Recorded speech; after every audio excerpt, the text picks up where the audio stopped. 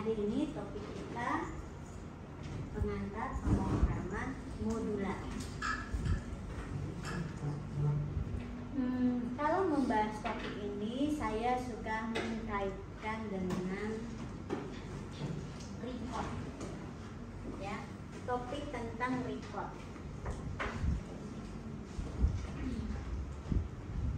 Masih ingat nggak materi tentang record? Record masih ingat? Record yang kita pernah pelajari itu adalah sebagai tipe data bentukan, ya. Ingat contohnya apa?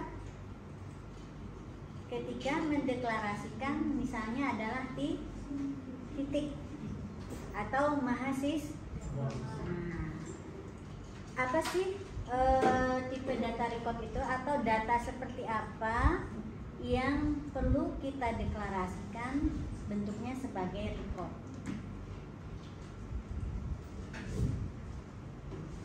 Yang mempunyai banyak atribut, ya kan? Dia banyak atribut, ya.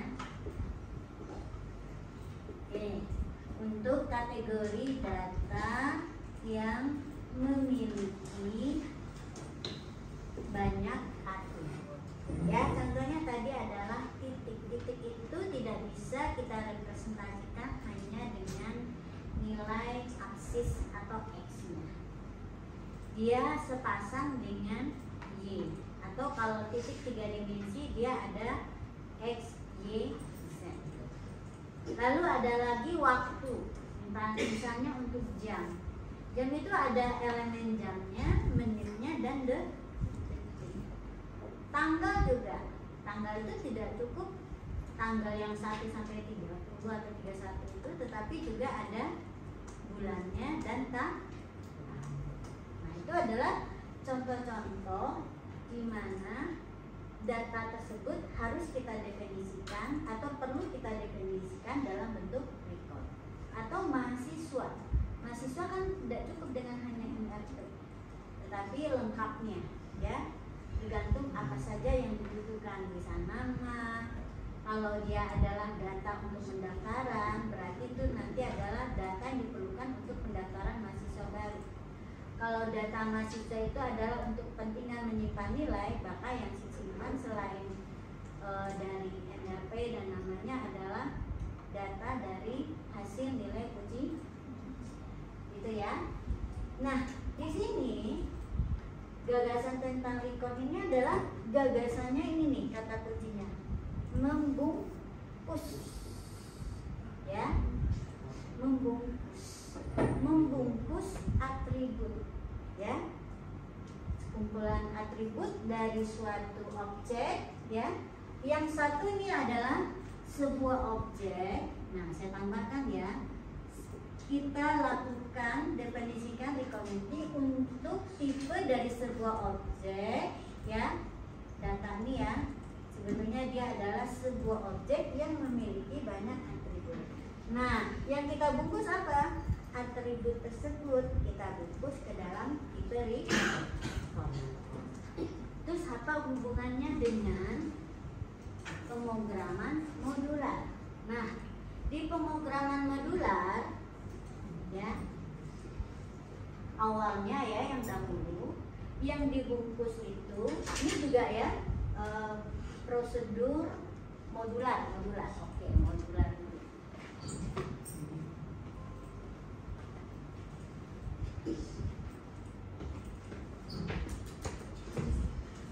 Ya. Modular. Oke. Ya. Modular di pemrograman yang konvensional terbagi dua. Ada yang membungkus data atau tipe data. Yang kedua adalah membungkus instruksi, ya, membungkus instruksi, ya, dimana instruksi yang dengan tujuan tertentu kita bungkus ke dalam yang namanya prosedur dan fungsi atau fungsi. Prosedur atau fungsi. Ya. Jadi ini membungkus atribut ya menjadi sebuah struktur data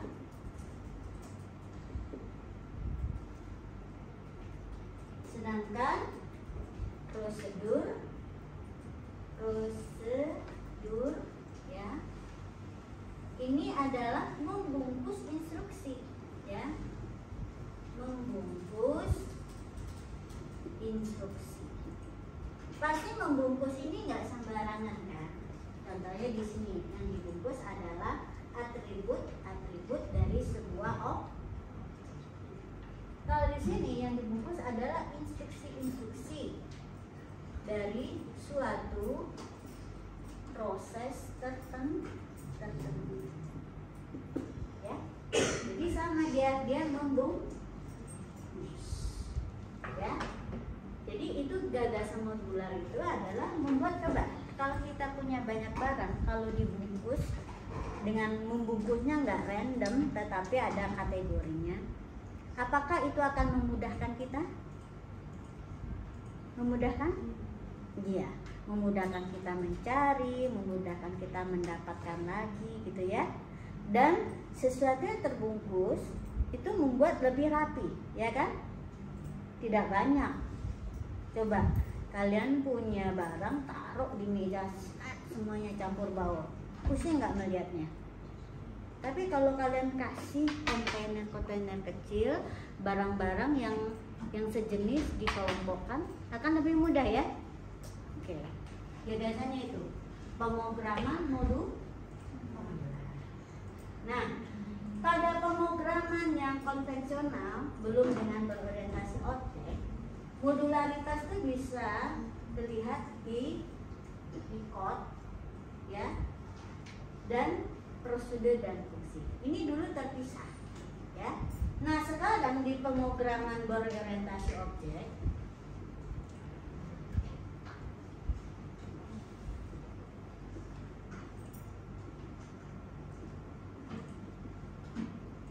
ya, ini digabung ya antara record, struktur datanya,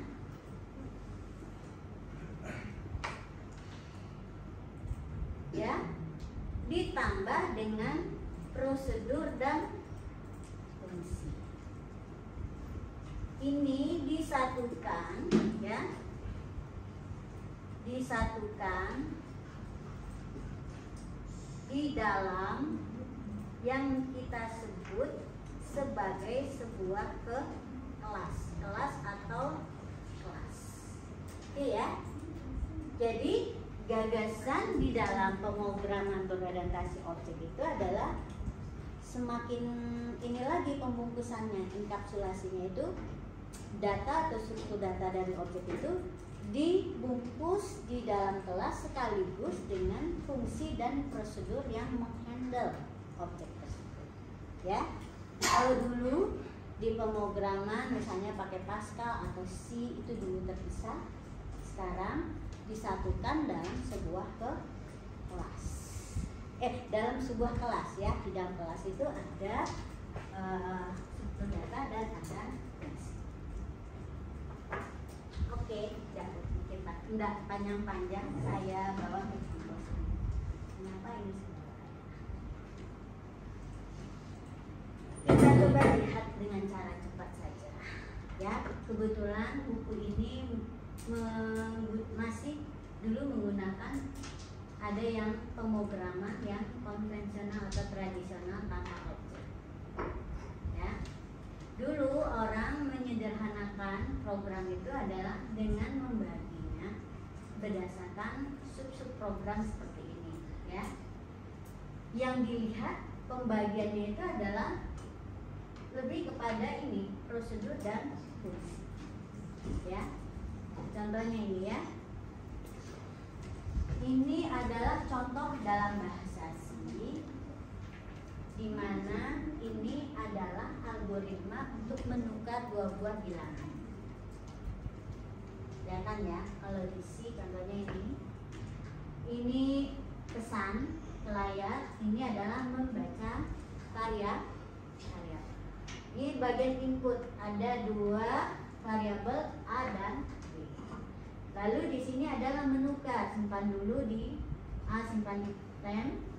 Lalu A ini bisa kita isi dengan nilai dari B, B diisi dengan rem. Inilah proses tukarnya. Kemudian ini adalah bagian untuk menampilkan ke layar. Kita lihat ini semua sekuensial, tidak ada pembungkusan, ya. Nah, di sini kita lihat bahwa program yang seperti ini, yang hanya ada algoritma utama dalam main program ini, bisa kita bagi-bagi, kita bungkus ke dalam prosedur dan fungsi. Contohnya ini ya. Coba lihat, ini dalam pemrograman konvensional seperti ini dulu, ya. Ini adalah subprogram untuk membaca saja, membaca variabel. Jadi pengelompokan logiknya adalah pengelompokan ininya ya, berdasarkan instruksi ini untuk apa. Terus di sini adalah bagian yang hanya menukarkan, ya. Bagian instruksi yang menukarkan terdiri dari tiga instruksi. Lalu di sini adalah prosedur untuk menuliskan semua variabel. Terus bagaimana dia dieksekusi? Biasanya dia dieksekusi dengan memanggilnya melalui program utama. Ini contohnya kalau di C itu seperti ini. Ya. Kalau di C lebih agak ribet dikit ya, dia ada misalnya mendeklarasikan prototipe dari fungsi tersebut. Nah, inilah yang bagian utama. Jadi prosedur-prosedur tadi kita panggil dari program utama, nggak ada lagi detail dari setiap instruksinya, karena yang kita acu adalah bungkusan besarnya, nama, prosedur atau fungsi, gitu, ya. Oke.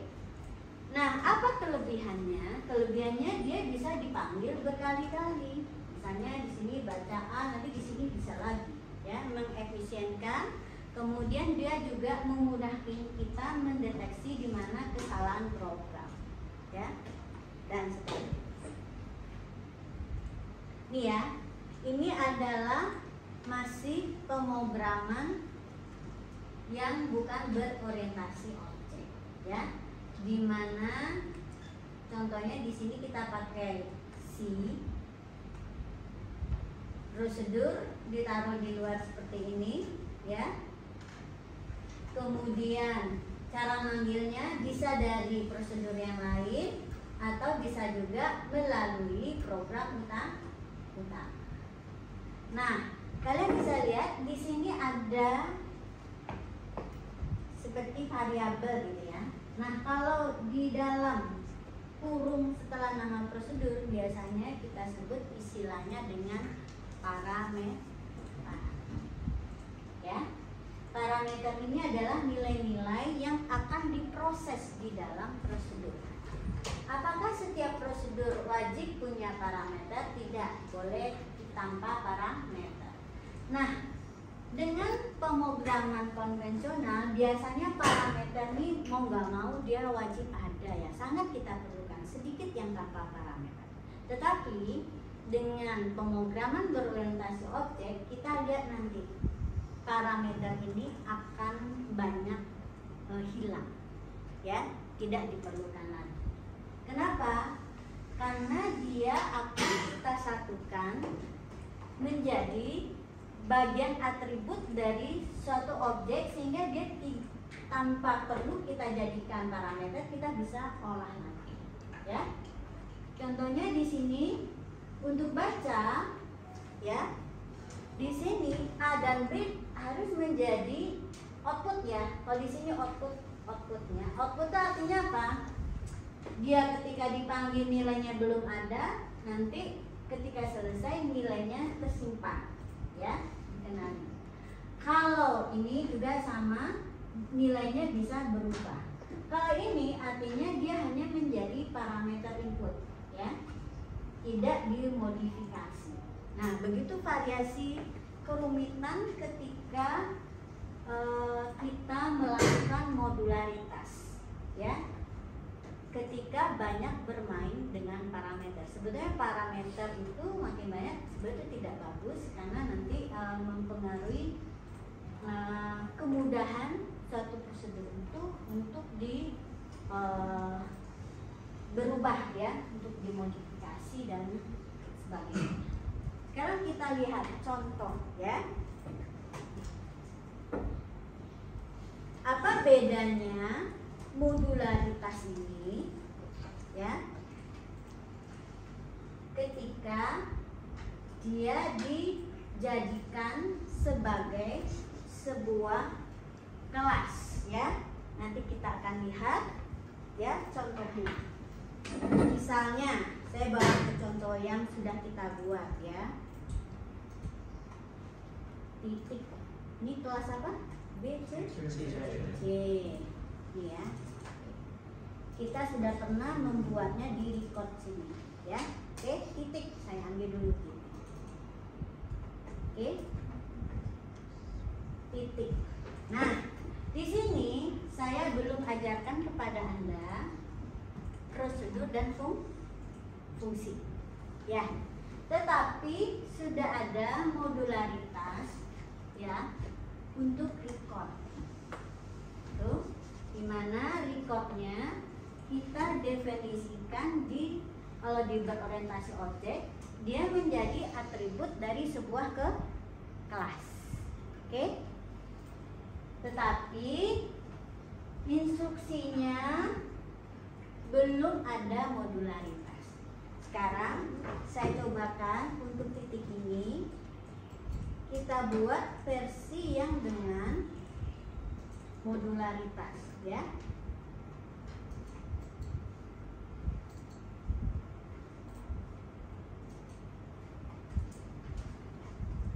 Titik dengan modul, ya.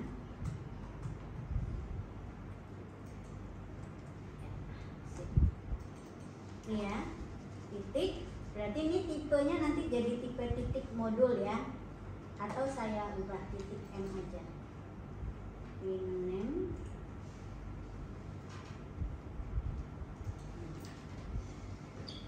Titik M.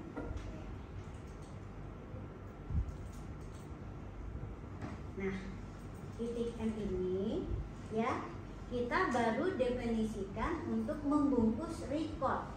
Nah, di C mau tidak mau, ya, record itu didefinisikan sebagai kelas. Cuman kenapa ini ya seperti ngecas, ya.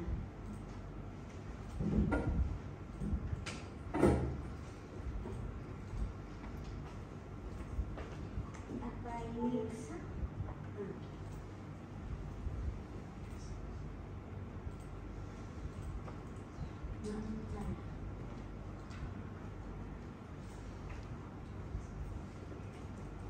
Oh, ini aja.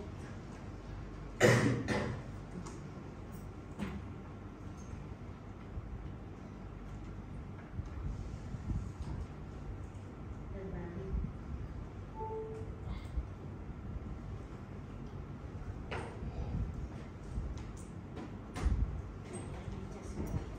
Baik. Jadi ini saya mau contohkan, ya. Menurut kalian ada berapa kelompok instruksi di sini?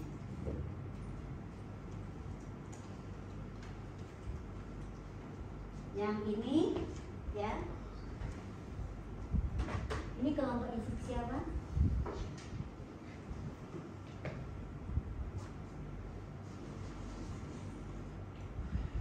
Ini menampilkan, ya.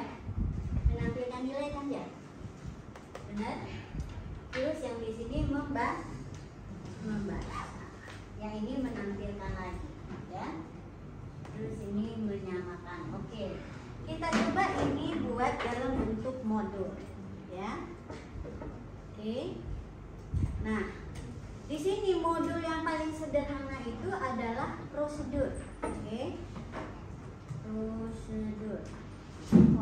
Nah, prosedur DC itu dia menjadi void.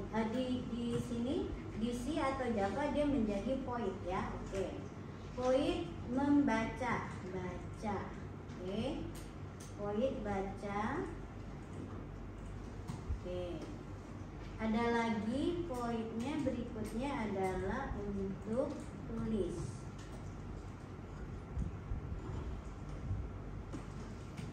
Oke. Ya. Ingat ya, di sini saya coba kopikan. Ini adalah untuk apa? Menampilkan ya, menampilkan nilai dari koordinat titiknya.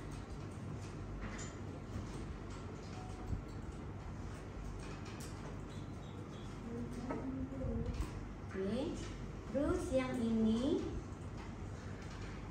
adalah untuk membaca.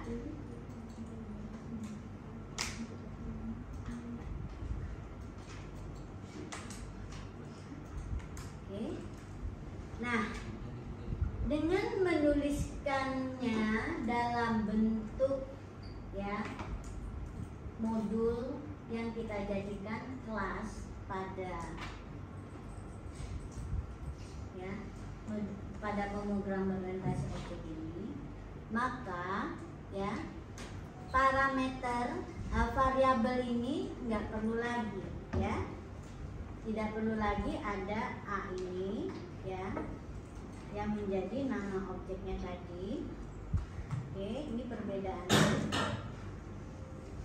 Ini kita copy scannernya juga.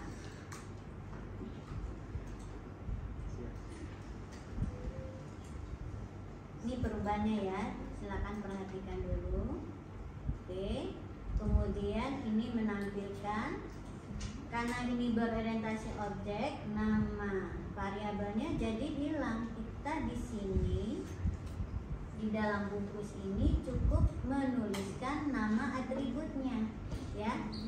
Nah, ini kemudian dalam pemrograman berorientasi objek, kerumitan menulis ini jadi hilang karena kita cukup menuliskan nama dari atribut ya. Oke. Terus cara manggilnya gimana? Nah, ini ya. Oke, ini bisa saya hapus. Ini kita mendeklarasikan titiknya tetap ya. Oke.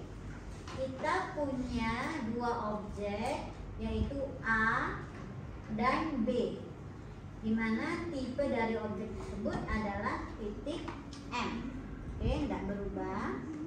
Lalu yang berubah adalah cara kita membaca nilai dari atribut baik dari titik A maupun B. Sekarang dengan adanya prosedur, kita tinggal baca saja ya. Kita tinggal dari si A ini. Nah, Anda lihat ya, yang menjadi properti dari kelas A itu tidak hanya atribut X dan Y, tetapi juga fungsi dan prosedur. Nah, di sini kita tinggal pilih nih, karena A itu sudah menjadi prosedur milik dari objek A ya, baca. Kemudian kita juga tinggal panggil tulis. Nah, tulis ya. Oke. Nah, objeknya kan ada dua. Nah, hal yang sama bisa kita lakukan terhadap objek B ya. Baca juga. Kemudian B titik tulis.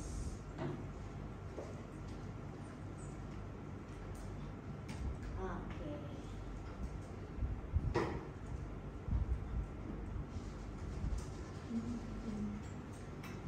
Ini kan kita manggil A ya, nilai dari A, lalu nilai dari B. Oke. Lalu kita input nilai A ya. Oke, ya. Nah, ini lebih simpel kan? Ya, lebih sederhana. Saya coba tutup ya. Oke. Jadi modularitas ini sama dengan ibarat kita tadi, benda kita yang banyak itu kita letakkan berkelompok dalam kontainer sehingga dia terlihat rapi dan mudah dibaca, mudah dikelola, ya. Nah, di sini juga ada nih, ya, yang berikutnya kalau kita ngikutin ini, ya, A-nya A, B gitu ya. Oke, input A, input B. Oh, dia tulis dulu nilainya ya. Ini nilai sebelum, oke. Ini nilai B sebelum, ya. Kalau ngikutin algoritmanya ini ya, tampilkan dulu nilai sebelum diisi, lalu nilai A kita baca, A titik baca, ya, C. Lalu berikutnya nilai B diisi dengan nilai A, B sama dengan A, ya. Lalu nilai A, B kita tampilkan, B titik tulis. Oke, ini jadinya, ya. Hanya 5 instruksi dan tulis bisa dipanggil berkali-kali, ya. Dengan pemrogram berorientasi objek membuat parameter itu tidak diperlukan selama parameter itu adalah atribut dari kelasnya, ya. Jadi lebih sederhana, ya. Modingnya juga lebih sederhana, mau modifikasi juga lebih sederhana. Sekarang kita coba jalankan, ya. Saya coba jalankan ini dulu, si titik yang tanpa prosedur ini, ya.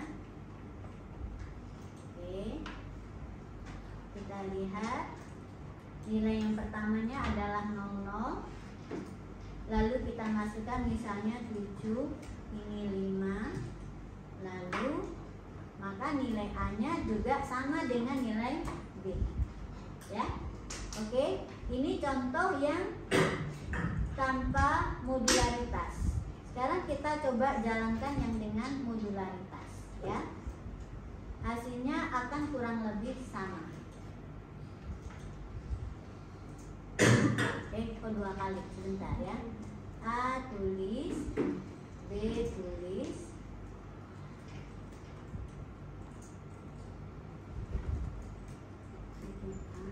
oh ini yang tadi ya.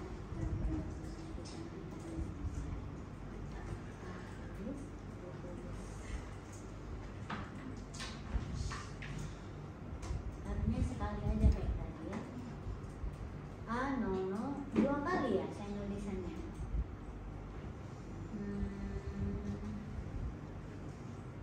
Kenapa 2 kali? Ini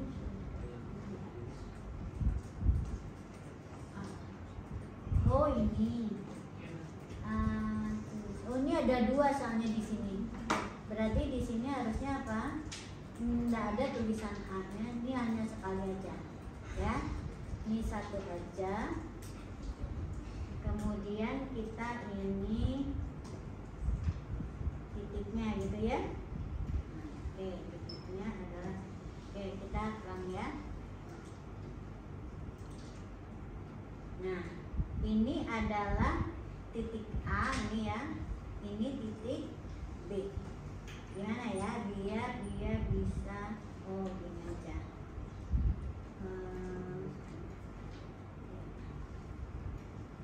Ini adalah nilai A ya, ini nilai B. Sekarang saya masukkan si X nya nilainya adalah 7, ininya adalah 5. Maka kita dapatkan nilai, ini nilai apa nih ya? Nilai B, artinya B dan C nya ya. Oke. Sebentar ya, saya akali dulu. Dengan model seperti ini sebetulnya ya kita cukup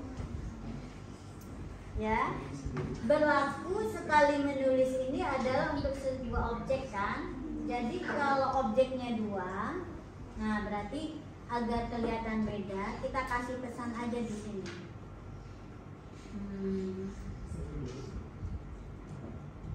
A, ya, oke, copy. Kita ubah sedikit ya. Ini nilai A, oke. Oke, nilai A ini adalah titik A.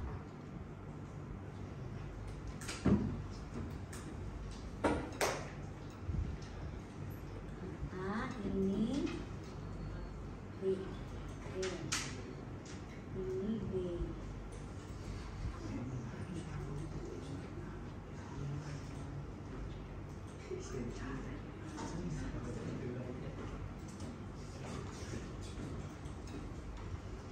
Ini B ya, ini nilai B. Oke.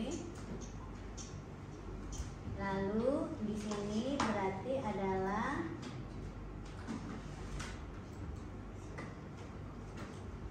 hasil A dan B ya. Ini A, ini B. Oke. Nah, itu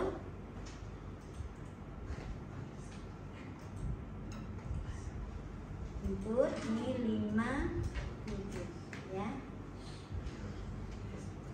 Jadi intinya ya, modularitas ini adalah membuat kita bisa mengelola penulisan dari kode program menjadi lebih terstruktur ya, per fungsi atau prosedur. Nah, hal yang sama akan saya contohkan untuk jam ya. Oke, di sini kita lihat ya, biasanya untuk setiap objek itu kita minimal punya 2 prosedur, yaitu prosedur untuk menginputkan atribut dan prosedur untuk menuliskan semua atribut. Contohnya untuk jam ini ya, saya akan buat versi yang dengan modulnya. Oke, copy, paste, nih jam dengan modul ya. Oke. Nah, di sini saya buat 2 prosedur utama ya. 2 prosedurnya adalah yang terkait dengan mengisikan nilai atribut, baca dan tulis. Oke. Ini juga void tulis. Nah, ini ya. Sekarang kita kopikan yang baca itu adalah ini. Ini bacanya ini. Ini adalah prosedur untuk membaca. Oke. Jangan lupa scannernya kita tambahkan juga. Di sini scanner.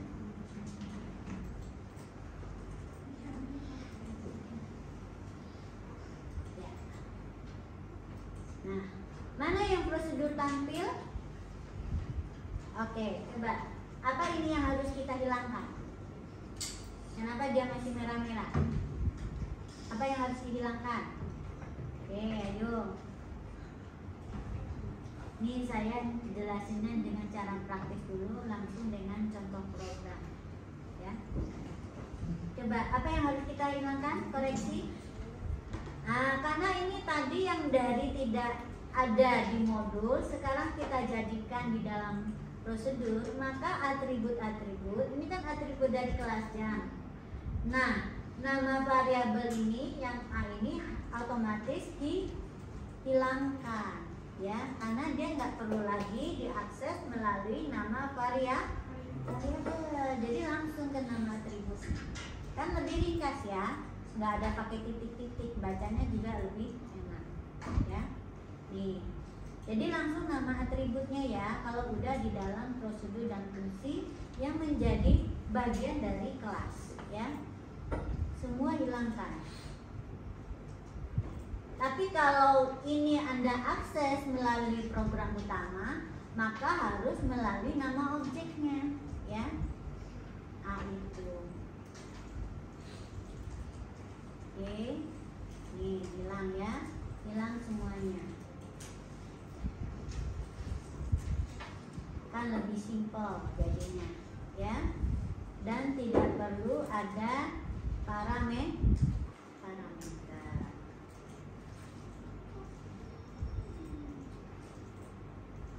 Ini apa nih yang salah?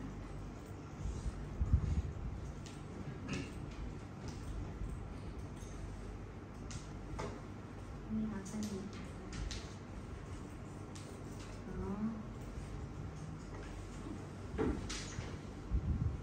Oh ini kurang, kita hapus. Oke, ya. Jadi hilang ya merahnya.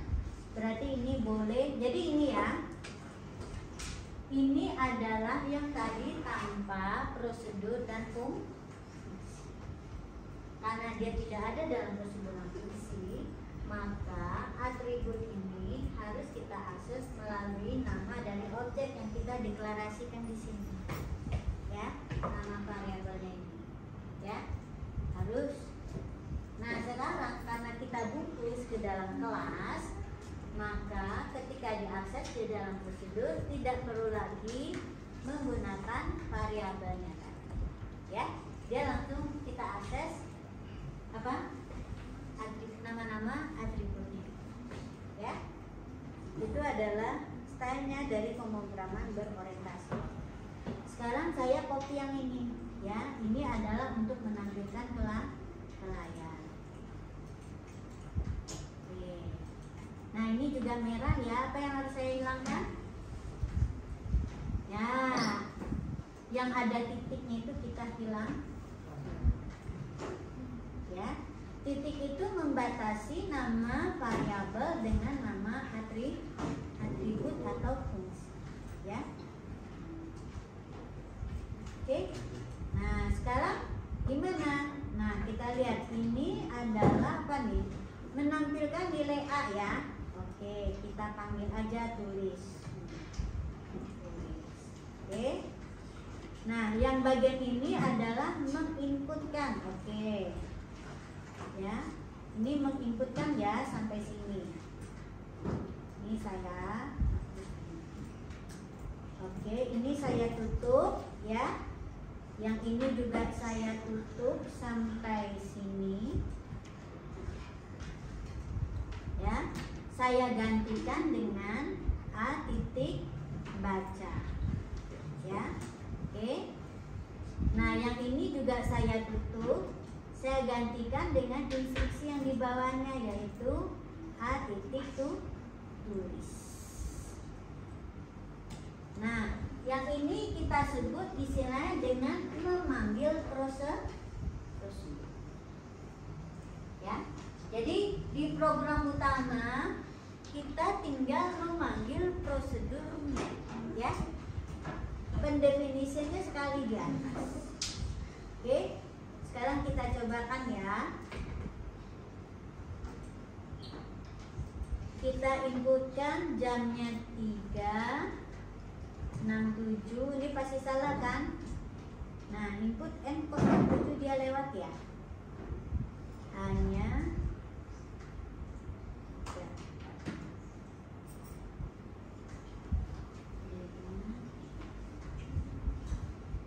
3, 4, 5. Oh ini tadi salah ya. Ini input HH, input M. Oh ini M harusnya. Nah ini salah tadi. Input D ini harusnya D. Kita ulang ya. Kita ulang lagi.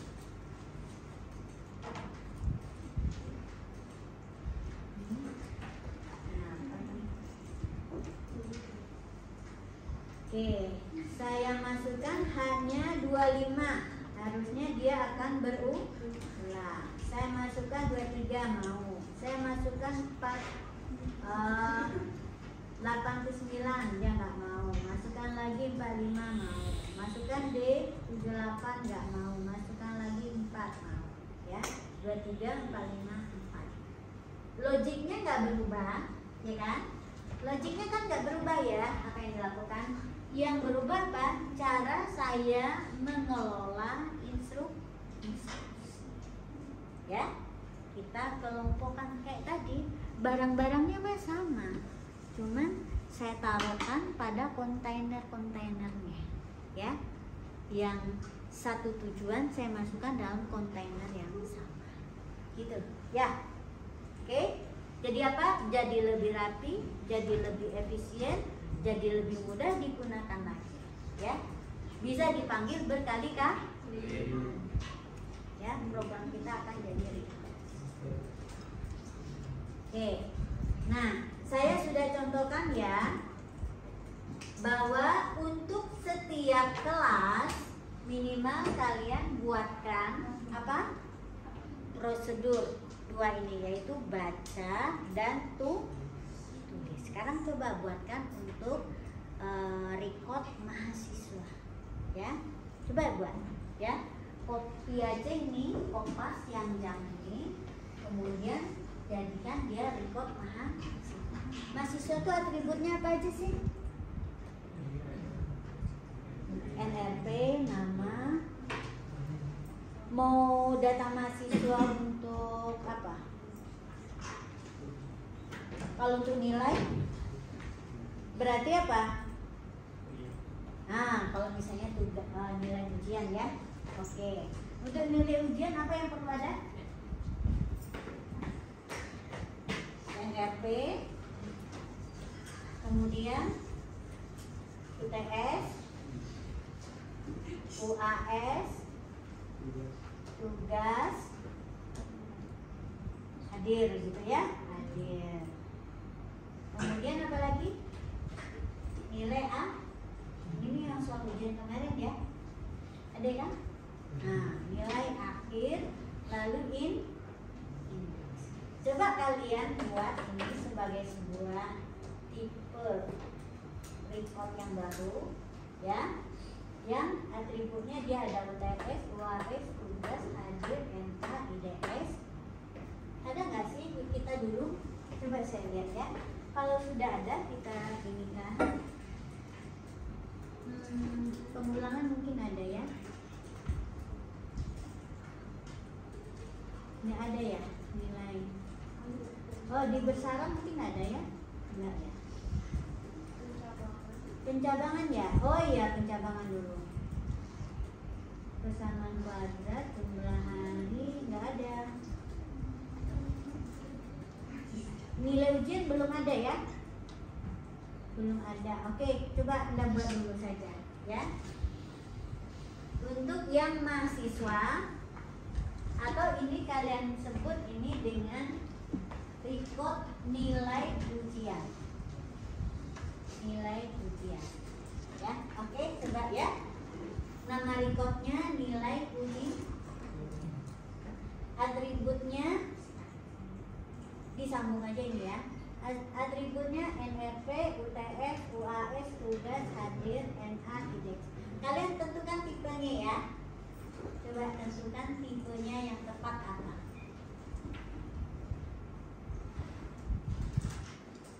Oke, tipenya apa kira-kira nih? Karena nanti kita akan mencari NA ada prosen-prosen, berarti jangan integer ya, double. Double ya, tipenya ada double. Kalau IDX, indeks karakter ya. Jadi 1, 2, 3, 4, 5, 6 tipenya double, ini tipenya karakter. Oke, silakan.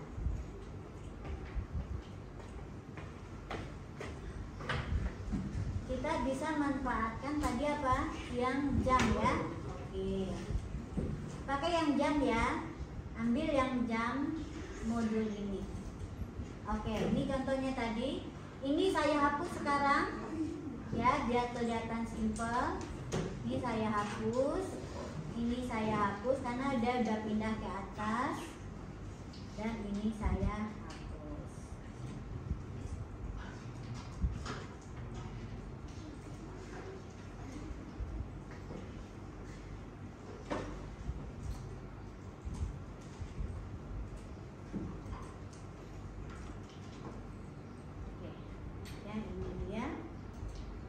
silakan dicoba set S aja menjadi kelas nilai ujian.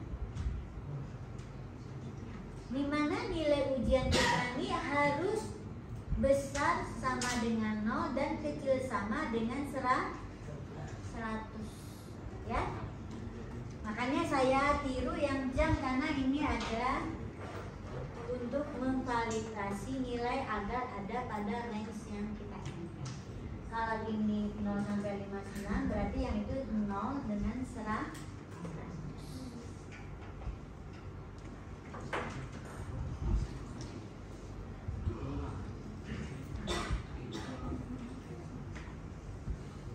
Coba Anda buat hanya 2 prosedur ini dulu ya.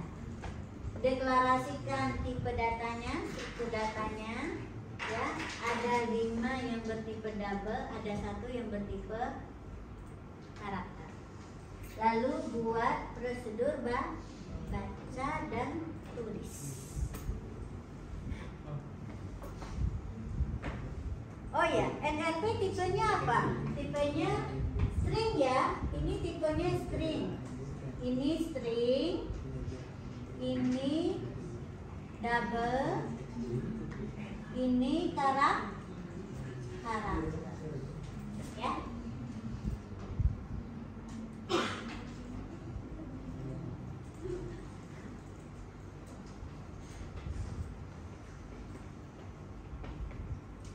Masih ingat caranya?